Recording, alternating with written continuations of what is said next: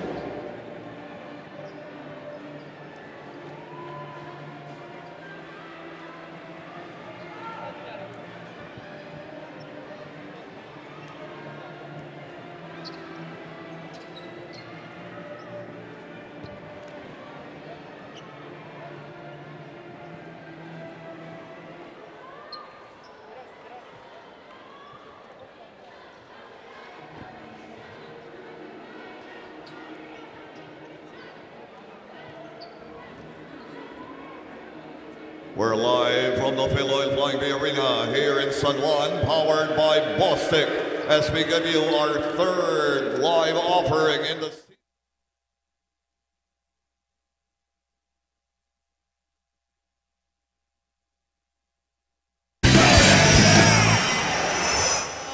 Knights. At power forward number 4, Felix Apreco. Forward number 16, Kevin Racal. Center number 5, Jom Soliano. The off guard number 6, Ray Nambata. And at point guard number 10, birthday boy, Maxur Louis. Head coach of the Knights is Aldin Ayo.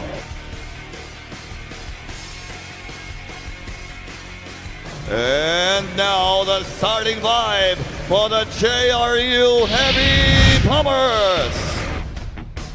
At forward number 6, Gio Laschetti. Power forward number 12, Marco Balagtas. Center number 9, Abdulatif Putucci. The off guard number 7, Dave Sanchez. And the point guard number 14, Tate Teodoro. Head coach of the Heavy Bombers, Vergel Meneses. The officials for this ball game, Romy Mangibit, Alan DePrayer Nasal, and Jaime Ricano. Starting five para sa dalawang koponan, Letran kontra JRU. Same starters para sa Letran with Felix Apreco, Tom Solano, Ray Nambata, Macjor Luib at si Kevin Racal. Para naman sa JRU, Sanchez, Gio Laschetti, Marco Balagtas, Abdel Patucci at ang kanilang guard na si Tate Chodoro, number 14. And we are underway. Unang possession napunta sa Heavy Bombers ni Coach Vergel Meneses. Chodoro umatake agad. Masyado malakas. At ito na yung grit and grind basketball. Panggaan agad. A lot of contact on that drive by Chodoro. Saktong-sakto ang sinabi mo. Nakita naman natin na unang possession pa lang gustong idiin agad sa loob netong JRU Heavy Bombers ang kanilang mga tira. Yun ang expectation natin dito sa laban na to. Pero tingnan natin kung paano magre-respond itong Colegio de San Juan de Letran. Ray Nambata, isa sa pinakamatapang na players dito sa NCAA. Unang puntos para sa Knights. Exactly, ito si Ray Nambata. Ginamit ang ball screen, umatake, kinaliwa pa. Napakahirap gawin nun. Ray Nambata, definitely one of the bright young stars we have here sa collegiate basketball scene, the aerial voyager, Vergel Meneses. And would you believe, Martin, that Coach Vergel is actually the longest tenured head coach already dito sa NCAA? Ito nga, si Coach Vergel Meneses, alam naman natin, a very athletic, a former slam dunk champion ng amateur leagues natin. Ngayon, nagko-coach na. 6th season na ni Vergel Meneses at hindi siya masaya sa depensa na pinapakita ng kanyang koponan. And mapansin lang natin, no, itong si MJ Louis, ang laki ng binibigay sa kanya ang laki ng binibigay niyang dimension kay Coach Aldrin Ayo. Napapahaba ang bench, step up, steady point guard. Talagang tinitimon niya ang atake nitong Letran Knights. 51 points off the bench ang naitala ng Letran Knights sa kanilang laban kontra sa CSP Blazers. Of course, off the bench ngayong season si Mark Cruz. Missing on that shot was Sanchez. Nakita naman natin, Anton, na ang sikip ng depensa ng Letran Knights sa loob. Luib, natapik ang bola. Nakuha ni Apreco. Nambata goes inside, sandwich, but somehow able to put that shot up and in. Yes, siniksik ni Ray Nambata ang napakasikip na depensa. Kinaliwa na naman. Kaliwete pala tong batang to. And look at this defense being employed by Letran, reminiscent of those days nung si Coach Louis Alaspa na nagko-coach ng Letran Knights. Talagang 40 minutes of pressure, 40 minutes of tough basketball. Exactly. 40 minutes of tough basketball. Ngayon, lumingit lang ang size nila, getting that speed in to compensate for the height disadvantage. Kita naman natin, effort plays ang binibigay nitong mga Letranista na bagong henerasyon. Marco Balagtas. Sa wakas, nakapuntos na rin ang JRU. That time, Marco Balagtas na ipasok ang kanyang floater. Talagang hahanapin nila yung ilalim dahil nandoon ang advantage dahil ngayong taon, malalaki ang mga players ni Coach Vergel Meneses compared to the opponents. At syempre, kumpara ni Coach Vergel Meneses gusto mag-improve sa kanilang finish nung nakaraang taon. They finished third, losing to Arellano in the Final Four, 72-65, pero nakabawi na sila sa Arellano sa opening day. Kaya malaking confidence boost yun, Martin. At alam naman natin na preseason favorite to challenge San Beda itong JRU Heavy Bombers along with the Perpetual Health Altas. Kevin Racal, coming off a knee injury, trying to get back in the groove. Naipasok niya ang kanyang unang tres dito sa larong ito. Yes, ang ganda na makita natin ang mga players na galing injury nakaka-recover at nakaka-deliver for their teams. Patucci, hindi na ipasok pero nakita natin yung kanyang footwork. Na fake ang kanyang bantay at babalik ang bola sa panig ng Letran. 9-2, a hot start for the Knights. Pansinin mo, Anton, collapsing defense kay Abdel Patucci every time he gets it on the block. Kung hindi tatlo, 4 ang kumukulap sa kanya kaya puresado ang kanyang mga tira. Na-scout na kasi ng Letran itong si Patucci na gumawa ng 23 points sa kanilang unang laro kontra sa Arellano. Ng Bata, misfiring on the 3. Ito na ang Heavy Bombers, umarangkada. Sanchez, pinasa kay Chodoro. Chodoro, masyadong malakas. Rebound, Letran Knights. Here comes Macjor Luib. Knights, rumaranchata na. Racal, pinasa sa kanto. Nambata finishes the play. Ray ng Batak, napakaganda ng gising. What a start for the Letran Knights. 7 points na ang naitala ni Ray ng Batak ang kanyang kumanan. On top, 12-2.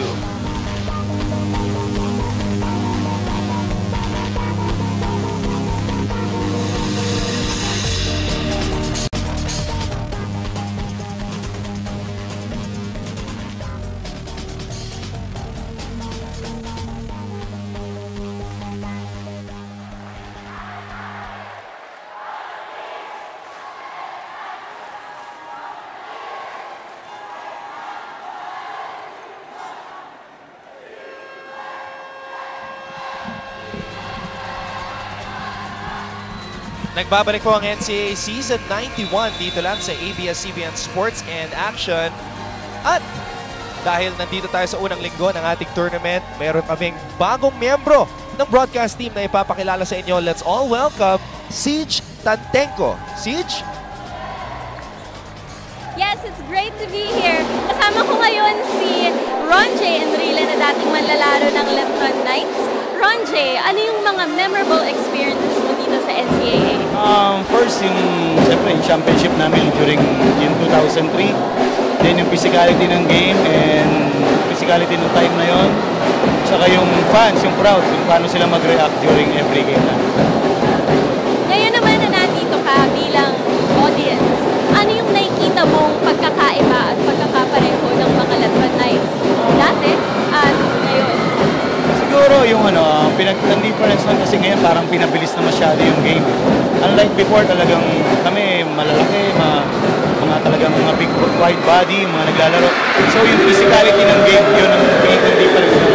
But right now, sa nakikita ko, yung Letran ngayon, yung team ng Letran ngayon, bumabalik sila dun sa dati. Yung whole na traditional ng paano sila maglaro ng basketball. Sige. Ano naman sa tingin niyo doon? Anton, Martin? Maraming salamat, Siege Tantenko, and welcome to the ABS-CBN Sports Broadcast Team. O Martin, 2 beses sinabi ni Finals MVP Ron J. Enrile. He was the Finals MVP nung nag-champion ng Letran noong 2003. 2 beses niya sinabi yung word na physicality. Exactly. Ron J. Enrile, natatandaan ko pa, rookie year yun. Freshman ako with the San Beda Red Lions. Ron J. Enrile, ang hirap depensahan yan. Along with Eric Rodriguez at ang mga iba pa niyang big man sila, Jonathan Aldave. Bagay na bagay ang kulay blue sa kanila at pula. Kung hindi gas-gas, pasa ang makukuha mo pag drive ka sa mga mamang yan. 2003 was a very historic year for Letran as we see some tweets here. Let's go Bombers! Sabi ni Cristel, eto namang si Mark Dacanay, let's go Letran naman ang kanyang hirit. But going back, I was saying, historic yung 2003 dahil Letran beat San Sebastian in the finals. to break former member Ateneo's record of 14 NCAA championships. Napakalakas ng team na yan. And yung San Sebastian team rin na yun with Leo Nahorda, Red Vicente, itong sila Pep Moore. Napakalalaking mga mama yan. Naaalala ko pa pag binubugbog nila ako nun sa poste. Buti na lang naging conditioning coach na ako. Hindi mo naman hinarangan si Ron J. Enrile kung nagdadrive siya. Bago ka pa mapunta sa kanya, na-screenan ka na ni Eric Rodriguez. Okay. Medyo mabigat Just yun. checking. 12-6. Medyo nabuhay ng konti. Martin ng JRU. 4-0 run para sa Heavy Bombers. Napuntahan na nga nila na napuntahan itong ilalim na alam naman natin na doon sila kumukuha ng karamihan ng kanilang punto. Yun nga ang ating napansin sa first game. Wala silang naipasok na 3 points. Although, tumira sila ng 16 na beses. Sa 16 na yon, si Chodoro ay tumira ng 7 o 8. Tama, 7. 7. Ang karamihan ng kanyang mga nila ay uncontested. Siguro opening day cheaters lang talaga. Lasqueti, pinasok na ni Coach Berhel Meneses. Mintes ang kanyang floater. Letran Knights umarangkada. Rain ng bata. Wants to post up. Pinasa kay Quinto. Quinto for 3. Bitin. Quinto. Nakuha ang kanyang sariling Mintes. Apreku fouled and will head to the line for 2. Yes, ito ang si Apreku, the pride of Samar. Samar. Yes, undersized big man but nako-compensate ng activity kaya sa mga batang nanonood na hindi katangkaran, effort trumps size. Speaking of size, yun nga yung napansin ni Ron J. Enrile. Sabi niya, dati kasi mga big boys sila. Ngayon, maliliit ang mga Letran boys, so fast-paced. Wala na yung mga panahon ni Jam Cortez na talagang bruiser, Big Mac Andaya. As we see Coach Glenn Capasio. At nakaupo siya sa Letran side bilang consultant. At nabanggit mo nga na maliliit ngayon ang Letran Knights, pero mas mabibilis. Talagang up-tempo game na naapektuhan din itong recent resurgence ng small ball sa NBA. Ito yung evolution not only of individual players, pero mga teams. Letran known for their physicality, now they're trying to bring it back maski na maliliit sila. Exactly. Dahil ang panahon dati, pag 6'2 ka na big man, alanganin ka na. Ngayon, 6'2 ka na big man na nakakatakbo, ikaw yung mga nabibigyan ng pagkakataon maglaro. Siyempre, challenge sa mga maliliit na big man, yung mga 6'2", 6'3", yung mga katapat, yung mga 6'6", 6'7", tulad ni Patucci at Abdul Wahab. Okay lang sana kung matatangkad. Pero pag mabibigat na, dyan na nagkakaalaman dahil tiktika ng laban dyan sa ilalim. Box out, kuha na ng rebound, di gaya ng screens. Substitutions from both sides. Ninabas muna ni Coach Berhel Meneses si Patucci, Abdul Razak, Abdul Wahab, pinasok na. Chris De La Paz, binalik na rin ni Coach Berhel, as well as Paulo Ponteos, magpapakitang gila sa unang pagkakataon dito sa laban na to. JRU possession. Ponteos, one of the flashiest point guards here in NCAA basketball. Abdul Wahab, one of the best defensive big men. At umapak sa sideline ang JRU player na si Sanchez.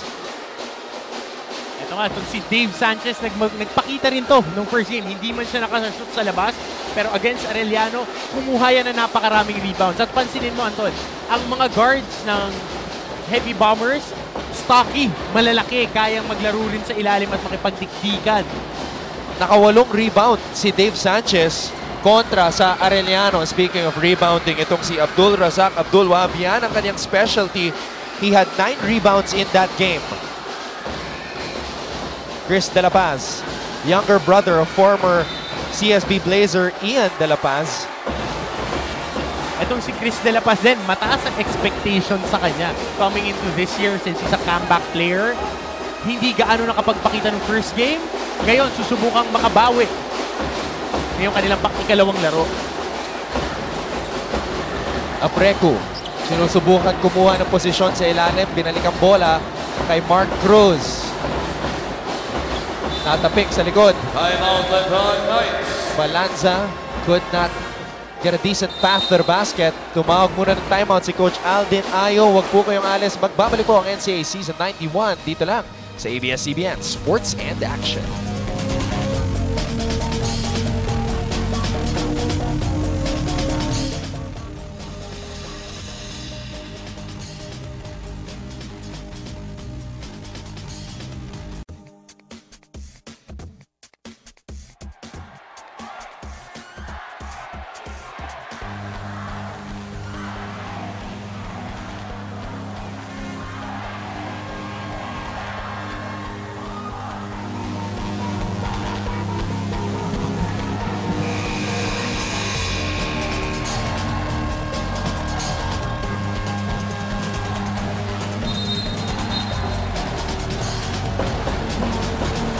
Dating NCAA champion nung siya'y naglalaro para sa San Beda College Red Lions, Paulo Ponteos, ngayon iba na ang kanyang suot, ang yellow and dark blue ng JRU.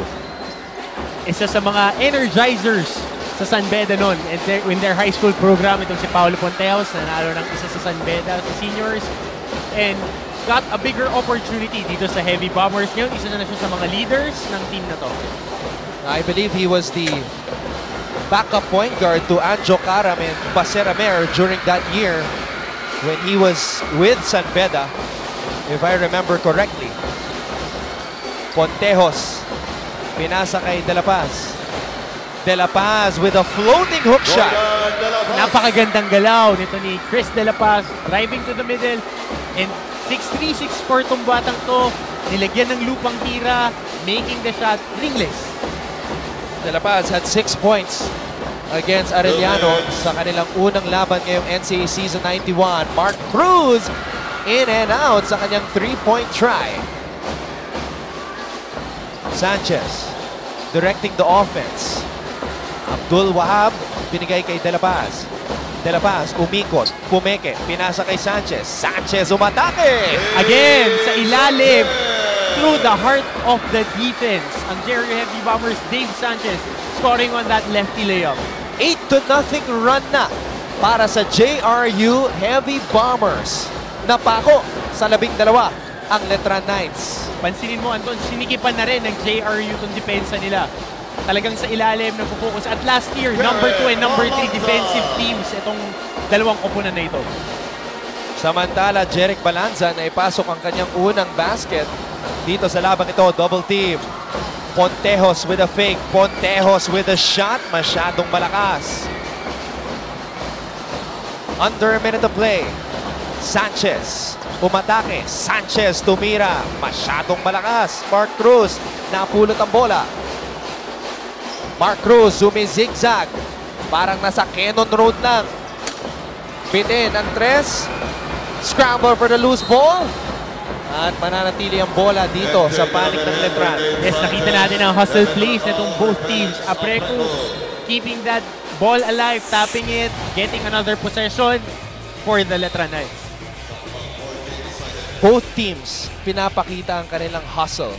Iba ang energy na ating nararamdaman ngayon sa hardcourt dito sa arena sa lungsod ng San Juan. Alam naman natin na ang Letran pag naglaro, buong puso talaga yan. Buong every time. Talagang bawat laro, bigay todo yung mga Letranista. Never give up, never give in. Yun ang nakasulat sa mga practice jersey ng Letran Knights nung panahon ni Coach Louie Alas. Racal Mintes ang kanyang 3-point shot. Pagkakataon para sa JRU para maipasok ang huling basket ng ating unang quarter. Kanino mapupunta ang bola? Pontejos tumira agad! Swak na swak, Paulo Pontejos! Swabing-swabe yung tirang yun mula sa Shaw Boulevard. Ipinukol nito ni Paulo Pontejos. Huling pagkakataon para sa Letran. Humihingi ng foul. Walang tinawag. Ang tapang ni Pontejos. Biglang tumira, ang dami pang oras na nalalabi. Pero ang unang uminit dito sa labang ito, Reynam Batak, 7 points to lead all scorers. Letran was actually up by 10, 12-2, pero biglang sumabog ang mga Heavy Bombers. JRU down by 1, 13-14 kontra sa Letran. Inyo pong napapanood ang Season 91 ng NCAA.